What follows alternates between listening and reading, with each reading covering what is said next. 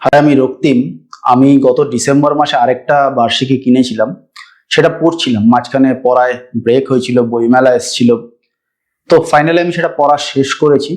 তো সেই বার্ষিকীটাকে নিয়ে আমি ওভারঅল আলোচনা করব এবং আগামী বছর এই বার্ষিকী যখন বেরোবে পুজোর সময়, সেটা কেনা কতটা ফ্রুটফুল হবে এই ব্যাপারে আমি আপনাদেরকে ক্লিয়ার একটা ইন্ডিকেশন দেবো। আপনারা ডিসাইড করতে পারবেন। ওটা আমার দেওয়া ইন্ডিকেশন, সেটা আপনারা ব্যবহার চাইলে করতে পারেন। তো বার্ষিকীটা হচ্ছে সাসপেন্স বার্ষিকী 3। এর আগেও বোধহয় 2 বছর বেরিয়েছে, সেগুলো আমার পড়া হয়নি। এটা বেরোয় এলএফ বুকস থেকে। দাম হচ্ছে 499 এমআরপি। এবার কলেজ স্ট্রিটে কোথা থেকে কি কিনবেন তার উপর ডিপেন্ড করছে।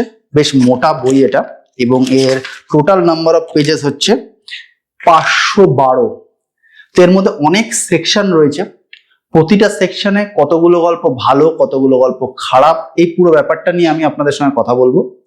এবং ওভারঅল ভালো পার্সেন্টেজ, খারাপ পার্সেন্টেজ, মাঝারি পার্সেন্টেজ, এইগুলো আমি আপনাদের বলে দেবো। তারপর কিছু ভালো গল্প নিয়ে আলোচনাও করব। তো ছোট গল্প মোট আছে 10টা। এর মধ্যে 4টে গল্প ভালো আছে, অর্থাৎ ভালো পার্সেন্টেজ 40%। সেই ভালো গল্পগুলোর মধ্যে অভিজ্ঞান রায়চৌধুরী, নজরুল ইসলাম, স্বপন বন্দ্যোপাধ্যায়, সুপ্রিয় চৌধুরী, এই 4টে গল্প ভালো লেগেছে। এই 4জন লেখকের প্রত্যেকটা গল্পের নাম নোট করা একটু মুশকিল। আর ডিসেম্বর থেকে পড়তে পড়তে এখন এপ্রিলে ভিডিও শুট করছি, প্রত্যেকটা গল্পের স্টোরি লাইন মনে রাখা এগুলো একটু মুশকিল, তাই লিখে এনেছি। সেটা দেখে বলবো, লেখকের নাম ধরেই বলবো, গল্পের নাম আলাদা করে বলবো না। খারাপ হচ্ছে একটা, 10% খারাপ, রঞ্জন দাশগুপ্ত। আর অ্যাভারেজ হচ্ছে 5টা, 50% হচ্ছে অ্যাভারেজ। শেখর বসু, অনন্যা দাস, শুভায়ন বসু, কমলেশ কুমার, হিমি মিত্র রায়, এদের প্রত্যেকের গল্প আমার অ্যাভারেজ লেগেছে। এবার হচ্ছে উপন্যাস ও উপন্যাসিকা, মোট হচ্ছে 11টা গল্প রয়েছে। ভালো পার্সেন্টেজ হচ্ছে 55%। ভালো গল্পের সংখ্যা আমি বলে দিচ্ছি: সমজা দাস, অনিরুদ্ধ সাউস, অনিন্দ ভুক্ত, ছন্দা বিশ্বাস, পার্থ দে, সায়ন্তলী পলমল ঘোষ, এই কজনের লেখা ভালো। খারাপ হচ্ছে দেবজ্যোতি ভট্টাচার্য, মৌসম সামন্ত, জয়দীপ চক্রবর্তী, সাগরিকা রায়, খারাপ পার্সেন্টেজ হচ্ছে 36%। আর অ্যাভারেজ হচ্ছে 9%, নবকুমার বসু, একজনই আমার অ্যাভারেজ লেগেছে এখানে। এবার বড় গল্প 9টা, বড় গল্পের ভালো হচ্ছে 4টে, ভালোর পার্সেন্টেজ হচ্ছে 44%। ভালোর অথরদের নাম হচ্ছে সুস্মিতা নাথ, শরণ্যা মুখোপাধ্যায়, মৃন্ময় দেবনাথ, অংশু প্রতিম দেব। খারাপ 3টে, পার্সেন্টেজ হচ্ছে 33.33%। আবির গুপ্ত, মৌলি কুণ্ডু, বিপুল দাস। আর মাঝারি হচ্ছে 2টো, 22.22%, হিমাদ্রি কিশোর দাশগুপ্ত, শঙ্খ সাথী পাল। তো ইন্ডিভিজুয়াল সেকশন ওয়াইজ গেলে ভালো খারাপ পার্সেন্টেজটা মোটামুটি আমি আপনাদের বলে দিলাম। আপনারা যদি ভিডিওটা পজ করে দেখতে চান দেখতে পারেন। আর মোট 30টা গল্প রয়েছে, অর্থাৎ ছোট গল্প, উপন্যাস, উপন্যাসিকা, বড় গল্প, এই সমস্ত কিছু মিলিয়ে মোট 30টা গল্প আমি পড়েছি। এই 30টার মধ্যে ভালো রয়েছে 14টা গল্প, পার্সেন্টেজ হচ্ছে 46.66%। খারাপ রয়েছে 8টা গল্প, 26.66%। আর মাঝারি রয়েছে আগেন 8টা গল্প, 26.66%। তার মানে ভালো পার্সেন্টেজ হচ্ছে অনেকটাই বেশি, 46.66%, অ্যারাউন্ড 47%। এবার যদি কিছু কিছু আমার যেগুলো মাঝারি লেগেছে সেগুলো যদি আপনাদের ভালো লাগে, তাহলে ওটা ভালো পার্সেন্টেজ কিন্তু 50% হয়ে যাবে। ঠিক আছে? তো সুতরাং এই বইটা কিন্তু অবশ্যই যারা থ্রিলার পড়তে ভালোবাসেন তারা কিনতে পারেন। আমি কেনারই কথা চান্স খুব বেশি, কিনবই এরকম ভাবে মানে কোর্টে স্ট্যাম্প পেপারের উপর লিখে দেওয়া সম্ভব নয়, কিন্তু কেনার চান্সই বেশি। কারণ আমি দেখেছি পার্সেন্টেজ ক্যালকুলেশন করলে গতবারে যা যা পুজো বার্ষিকী পড়েছি, একটা পুজো বার্ষিকী বাদ দিয়ে বাকি সমস্তগুলোরই 30%, 25 থেকে 32%-এর মধ্যে ভালো পার্সেন্টেজ রয়েছে। সেখানে এই বার্ষিকীটার জন্য ভালো পার্সেন্টেজ ক্লোজ টু 50%, 47%। তো এইটা হওয়ার জন্য আমার মনে হয়েছে এই বার্ষিকীটা কেনা উচিত। কারণ এই লেখাগুলো পরবর্তীতে পরিমার্জিত এবং পরিবর্ধিত হয়ে, যে দুটো টার্মিনোলজি এখন খুব চলে, আমার বলতে একটু অসুবিধা হয় উচ্চারণ করতে, সেইভাবে হয়ে এই বার্ষিকীটাতে আপনি যত সস্তায় পড়তে পারছেন, আর ওই লেখাগুলো কিন্তু অত সস্তায় পড়তে পারবেন। ধরুন সমজা দাসের লেখা, যেটা ভালো লেখা, সেটা কিন্তু ইন্ডিভিজুয়াল একটা উপন্যাস হয়ে বেরোবে। শরণ্যা মুখার্জির লেখা কোনো না কোনো বইয়ের পার্ট হয়ে বা ইন্ডিভিজুয়ালি বেরোবে, সেগুলো কিন্তু তখন দাম থাকবে। তাই এই বইটা কিন্তু আমার মনে হচ্ছে সস্তায় ভালো গল্প পড়ার জন্য যথেষ্ট ভালো। এবার হচ্ছে আমি কয়েকটা ভালো গল্প নিয়ে কথা বলবো। তো ভালো গল্পের মধ্যে ছোট গল্পে আমি প্রথমেই চলে যাব হচ্ছে অভিজ্ঞান রায়চৌধুরীর গল্প। অভিজ্ঞান রায়চৌধুরীর গল্পটা আমি আপনাদের একটু দেখিয়ে দেবো, দেখিয়ে দিয়ে শুরু করব। আত্মহত্যা নাকি অন্য কিছু, অভিজ্ঞান রায়চৌধুরী। এটা কনসেপ্টটা হচ্ছে সাইফাই বেসড একটা গল্প, অর্থাৎ এখানে যে খুনটা হয়েছে সেই খুনে একটা সাইফাই কনসেপ্ট ব্যবহার করা রয়েছে। সেই কনসেপ্ট হচ্ছে জিন এডিটিং। কিভাবে ব্যবহার করা হয়েছে, জিন এডিটিং কি, সেটা গল্পটা পড়লে আপনারা জানতে পারবেন। এছাড়া গুগল করলেও এই সাইফাই কনসেপ্ট আপনারা জানতে পারবেন। সেই কনসেপ্টটাকে এত সুন্দর করে গল্পটাতে ব্যবহার করা রয়েছে, মানে মাইন্ড ব্লোয়িং। মানে এআই নয়, এআই নিয়ে চচ্চড়ি করার নয়, সম্পূর্ণ অন্য একটা সাইফাই কনসেপ্ট দিয়ে এত সুন্দর গল্প অভিজ্ঞান রায়চৌধুরী লিখেছেন।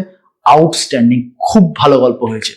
এরপরে আরেকটা ও সাইফাই এবং কেমিস্ট্রির কনসেপ্ট ব্যবহার করে আরেকটা গল্প নিয়ে আমি কথা বলবো, যেটাও আমার অপূর্ব লেগেছে। সেই গল্পটা হচ্ছে, আমি একটু দেখে নিচ্ছি কোথায় রয়েছে গল্পটা, শরণ্যা মুখোপাধ্যায়ের বীজ। এটাও মাইন্ড ব্লোয়িং গল্প। এখানে কেমিস্ট্রির কনসেপ্ট ব্যবহার করা রয়েছে এবং শরণ্যা মুখোপাধ্যায় স্টাইলে এস এস টাইপের নাম দেওয়া হয়। ওনার যেরকম প্রমথ এসেছে, এখানে আবার দেখলাম একটা রুদ্রেশ বলে ক্যারেক্টার রয়েছে। সবার নামের শেষটা ওই টাইপের। তো যাই হোক, কিন্তু যে কনসেপ্টটা রয়েছে রীতিমতো কেমিস্ট্রি নিয়ে এই পরিমাণ নলেজ অ্যাপ্লাই করে সাইফাই কনসেপ্টকে ব্যবহার করে, এটা কিন্তু দুরন্ত লেগেছে। লেখক পরিচিতি অনুযায়ী উনি একজন ইংরেজির প্রফেসর। তার কেমিস্ট্রিকে এই পরিমাণ জেনে তারপরে লেখা, সেটা সত্যি খুব ভালো। লেখার যে প্যাটার্ন, মানে অপূর্ব লেগেছে ওনার এই লেখাটা, মানে খুব ভালো, খুব ভালো লেখা। বিভিন্ন পত্রিকা ওনার লেখা আমি পড়েছি, এবছর অন্তরীপে ওনার লেখা পড়েছি। ভালো লেখেন, বেশ ভালো লেগেছে, এই দুটো দারুণ। এরপর আরেকটা ভালো গল্প নিয়ে কথা বলবো, যার নাম একটু আগে আমি বলছিলাম যে এরপরে বই হয়ে বেরোলে কিন্তু দাম বাড়বে। তিনি হচ্ছে লেখিকা সমজা দাস। সমজা দাসের বিবর, এই লেখাটা, এটা একটা পুলিশ স্টোরি, কিন্তু এটা হচ্ছে একটা এমপিডি নিয়ে, মাল্টিপল পার্সোনালিটি ডিসঅর্ডার, তার উপর বেস করে একটা পুলিশ স্টোরি এবং বেশ ভালো। মাল্টিপল পার্সোনালিটি ডিসঅর্ডারের ব্রিথ বলে একটা সিজন আছে, দুটো সিজন বা তিনটে সিজন আছে প্রাইমে। ওই কনসেপ্ট আপনারা দেখতে পারেন, কিন্তু গল্প পুরো আলাদা। কনসেপ্টটা ওই কনসেপ্ট ব্যবহার করে এখানে একটা গল্প লেখা হয়েছে এবং অত্যন্ত ভালো লেগেছে আমার এই গল্পটা। এই গল্পটা লাভ বাইটস, অংশুপ্রতিম দে। এই গল্পটা মানে একটা পুলিশ স্টোরি এবং গল্পটাকে ইনিশিয়ালি মনে হবে যে সিম্পল একটা রোড অ্যাক্সিডেন্ট, কিন্তু সেখান থেকে কত রকম ভাবে লেয়ারিং হয়ে বেরোবে। দেখুন, পুলিশ স্টোরির মধ্যে নতুনত্ব আনা খুব মুশকিল। ক্রাইমে আর নতুনত্ব কি আনতে পারেন লেখকরা, কিন্তু লেখার যে প্যাটার্ন, সেই প্যাটার্নই বাজিমাত এবং সেই জার্নিটাই পাঠক হিসেবে আমরা উপভোগ করি। এই লেখাটা কিন্তু খুব ভালো লেগেছে। আরেকটা লেখা আমি বলবো উপন্যাস উপন্যাসিকা সেকশনে, সেটাও খুব ভালো। সেটা হচ্ছে শীত ঘুম, সায়ন্তনী পলমল ঘোষ। এই লেখাটাও খুবই ভালো। মানে এটাও আগেন একটা পুলিশ স্টোরি এবং এই পুলিশ স্টোরিটাকে এমন ভাবে টার্ন এন্ড টুইস্ট করা রয়েছে যে ভালো লাগবে, খুব ভালো লাগবে। এখানে অনেকগুলো পুলিশ স্টোরি রয়েছে এবং সেই পুলিশ স্টোরিগুলো অনেকগুলো বেশ ভালো। মানে কিভাবে একটা পুলিশ প্রসিডিওর চলে এবং টার্ন টুইস্ট, গল্পের জটিলতা, বেশ ভালো লেগেছে এটা। এরপর একটা অ্যাডভেঞ্চার টাইপের সাসপেন্স, সুপ্রিয় চৌধুরীর লেখা পদচিহ্ন। এটাও বেশ ভালো লেগেছে। এই অ্যাডভেঞ্চার ব্যাপারটাকে গল্পের সাসপেন্সের মধ্যে উনি তুলে ধরতে পেরেছেন এবং মানে অ্যাডভেঞ্চারের সঙ্গে রহস্যকে মিশিয়ে কাইন্ড অফ কাকাবাবু, তবে কাকাবাবু নয়, মানে ওই ঘরানার বলা যেতে পারে। বেশ ভালো, এই লেখাটাও বেশ ভালো। এটা একটা ছোট গল্প কিন্তু অত্যন্ত ভালো গল্প এটা। এরপর হচ্ছে আরেকটা গল্প আমি বলবো, সেটা হচ্ছে উপন্যাস উপন্যাসিকার সেকশনে। সেটা হচ্ছে পার্থ দের লেখা গ্রহরাজপুরে গোলযোগ। আমি বের করে আপনাদের একটু দেখিয়েও দেব। গ্রহরাজপুরে গোলযোগ, এটা এই গল্পটার ইউনিক জিনিস হচ্ছে যে ইনভেস্টিগেশন করছে যে চরিত্রগুলো, তারা সাংবাদিক, তারা পুলিশ বা প্রাইভেট ইনভেস্টিগেটর নয়। এবং গ্রহরাজপুর জায়গাটায় গিয়ে কিছু কিছু ঘটনা তারা স্টোরি করতে যাবে, মানে সাংবাদিকদের মতো রিপোর্ট করতে যাবে। সেইখান থেকে কিছু কিছু ঘটনা ঘটবে আর কি, তার উপর বেস করে এই গল্পটা। তো ওভারঅল সাসপেন্স বার্ষিকী নিয়ে মোটামুটি আমার ইমপ্রেশন এটাই। এখানে আমি একটা কথা বলি, সাসপেন্স বার্ষিকীতে আমি দেখলাম যে ওদের যে এডিটোরিয়াল টিম অত্যন্ত ভালোভাবে কাজ করেছে এবং আমার চেনা নামের বাইরেও বেশ কিছু অচেনা নামের লেখক বা লেখিকাদের লেখা আমি পড়েছি। এবং ইনসিডেন্টালি আপনারা যদি, আমি যখন লেখক লেখিকাদের নাম বলছিলাম, সেখানে দেখবেন বেশি অচেনা নামের লেখক লেখিকাদের লেখাই কিন্তু বেশি ভালো লেগেছে। স্টার লেখক লেখিকাদের খুব কমেরই লেখাকে আমি কিন্তু খুব ভালো বলেছি, বেশিরভাগকে অ্যাভারেজ অথবা খারাপ বলেছি। সুতরাং ভালো লেখাকে তারা খুঁজে বের করতে পেরেছেন, irrespective of whether they are star not star, সেটা জানার দরকার নেই। কারণ এখানে এমন একজন স্টারের লেখা আমি পড়লাম, তিনিও একটা নির্দিষ্ট প্যাটার্নেই লিখছেন, তার লেখাকে আমি অ্যাভারেজ বলেছি বা খারাপ বলেছি। তার কারণ তিনি ওই একটাই প্যাটার্ন, শেষের দিকে কনফ্লিক্টটাকে এক্সপ্লেন করব, নাম আমি করছি না কারণ খারাপ বলে নিয়ে আলোচনা করার উদ্দেশ্যে এই ভিডিও নয়, এবং মাঝখানে আমি হেজাতে থাকবো, ওই হেজিয়ে শেষের দিকে টুক করে 2-4 লাইনে কনফ্লিক্টটা বলে হয়ে গেছে। অর্থাৎ লেখার কায়দায় গল্প এগিয়ে যাচ্ছে। সিনেমার টার্মিনোলজিতে বললে যে স্ক্রিন প্লে দিয়ে গল্প এগোচ্ছে, পরে দেখা যায় অন্তঃশ্বাস শূন্য, ডেভিড ধাওয়ানের 90s সিনেমার মধ্যে। কি হচ্ছে কেন হচ্ছে কিছু বোঝা যাচ্ছে না, কিন্তু হ্যাঁ মানে কুলি নাম্বার 1, হিরো নাম্বার 1, গোবিন্দা নাচছে, কারিজমা কাপুর নাচছে, কি হচ্ছে মোটামুটি কিছুই বোঝা গেল না, কিন্তু মোটামুটি খারাপ লাগলো। সেই রকম একটা দুটো গল্প রয়েছে, সেই গল্পগুলোকে আমি খারাপ বা অ্যাভারেজই বলি, কারণ মানে কোনো অন্তঃশ্বাস নেই লেখাগুলোর মধ্যে।